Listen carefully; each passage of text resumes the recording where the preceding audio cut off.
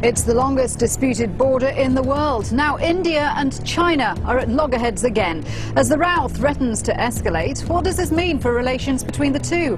And is Beijing seriously worried by India's rise on the world stage? This is Inside Story.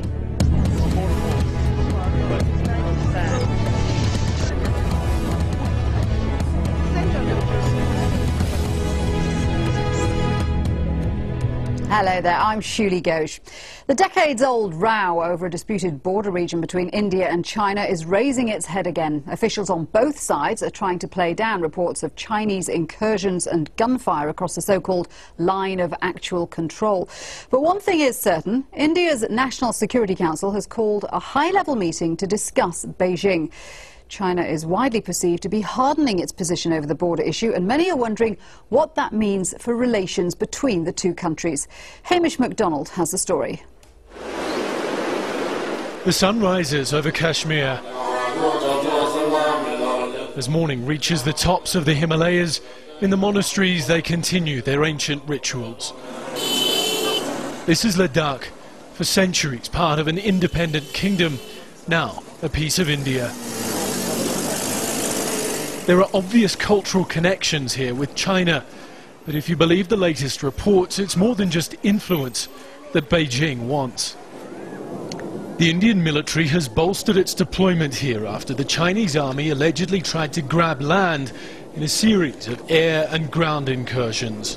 It affects the people who are living just on the border, because most of these people, they are nomads, you know. So it's a big concern for them when such a thing happens at the border. It is a spectacular journey from Leh through the mighty Changla Pass to the border region around Pangong Lake. We've already passed about half a dozen military checkpoints. There's another just there, and we're not going to be allowed any further. The Indian military is incredibly sensitive about this issue. Where we're standing is very clearly in Indian territory, but those mountains on the other side of the lake are in China. And what makes this dispute so complicated is that there's no line of actual control. Nobody knows where India ends and where China begins. The two countries went to war over this region in 1962, and today we spot military boats still patrolling the waters. China and India share the biggest disputed border in the world. Separated by Nepal and Bhutan, it stretches from Arunachal Pradesh in the east through to Kashmir in the west. It was here, in the area near Mount Gir, on the 31st of July, that Chinese troops allegedly entered, painting the boulders red and writing China on them. It is a disputed border. There could be navigational errors. What we think are violations have taken place, and these are resolved by talking to each other. So India says it was probably only a mistake, and China says it never happened. But these confidential letters exchanged between senior government officials in Kashmir and obtained by Al Jazeera directly challenge what China and India are saying. Detailing incursions in December and January, the Chinese army in one instance threatened the nomads to vacate the area or face the consequences. The letters also claim that the People's Liberation Army are not even accepting it as a disputed area, but claiming it as their territory. Now, what we can't show you, but we certainly can tell you about, is the scale of the military presence. The Indian Army won't let us anywhere near them to film, but driving between here and the border area is only about 150 kilometres. In that space, we've seen no less than 10 large-scale military bases. In one instance, we even saw a military exercise being prepared on the side of the road using heavy artillery.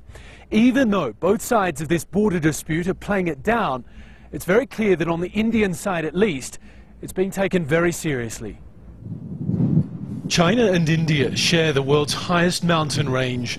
Their equally lofty ambitions could someday see tensions rise. But for now, this remains a place where the shadow of China looms large.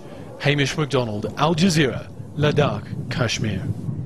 Well, let me introduce our guests to you in New Delhi. Mohan Guruswamy, he's chairman of the Centre for Policy Alternatives.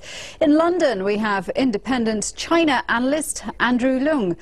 And in Montreal, Julian Schofield, Assistant Professor of Political Science at Concordia University. Gentlemen, welcome to the programme. Mohan, let me start with you because you're in New Delhi.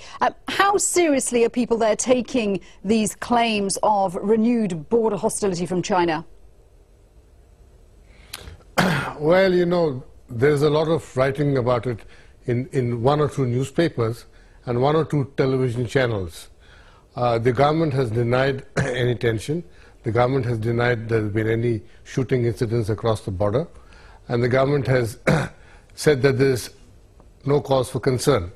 The National Security Council meeting, which your correspondent alludes to, didn't take place. But hasn't India bolstered its troops along the border? I mean, we're told it sent in a squadron of attack aircraft and extra infantry, to the point that Beijing has protested about it. No. We've always had a corps in Ladakh and two corps in the east. We've always had air bases with fighter aircraft. Only thing now is our Air Force is getting modernized. We're getting new planes. So our new planes are being deployed also because the old planes are being mothballed. So, you know, you're going to have new deployments. You're going to have all these things taking place. The army is getting modernized. The telecom is getting modernized. So, you know, all these things are going to happen. But it doesn't mean you're going off to war. Julian, just fill in some background for us. There are a couple of troublesome regions, isn't there? I mean, there's Ladakh, which our correspondent Hamish MacDonald was talking about. There's also a border area called Arunachal Pradesh, which both countries lay claim to. I mean, how inflammatory is this dispute?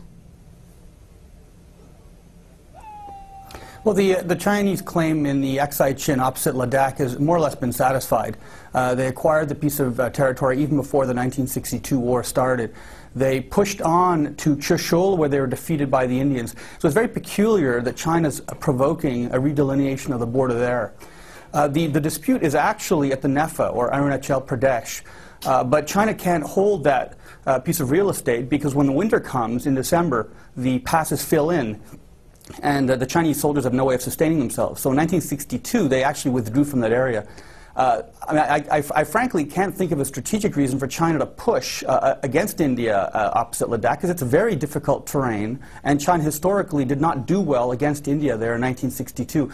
I imagine this must be an exercise, and you have simply overzealous patrolling by the PLA.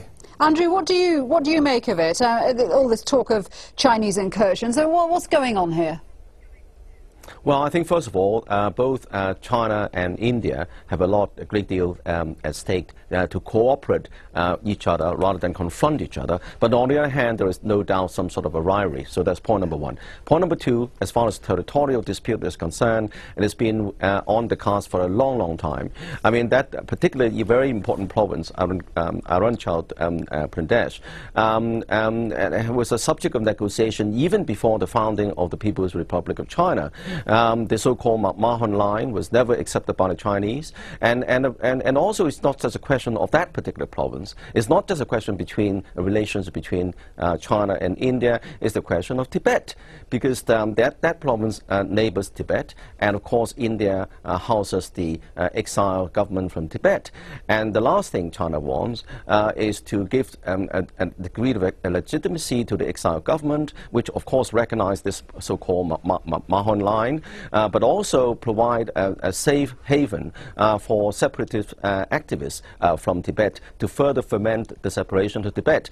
But on the bilateral relations, I think that China sees very, very clearly it will be in China's great interest to maintain a cordial relationship with India. But Andrew, hasn't China hardened its position on the border issue? I mean, I hear it's now demanding Tawang, if I pronounce that correctly, which is a traditional Tibetan pilgrimage site. Well, I mean, that particular area, as I said, China has never ceased to relinquish its claim. The so-called demarcation was formulated in a kind of conference, and before the People's Republic of China was founded, China walked out of the conference and never agreed to this line. It was only subsequent developments when the line was unilaterally imposed. But of course, territorial sovereignty is a very, very sensitive issue, not only over Tibet, but also, of course, Xinjiang, Taiwan. So there are lots of ramifications for China. But on the other hand, China wants a very benign external environment for it to further to grow this economy, to maintain the stability of its government. So there is no gain for China to provoke any kind of confrontation.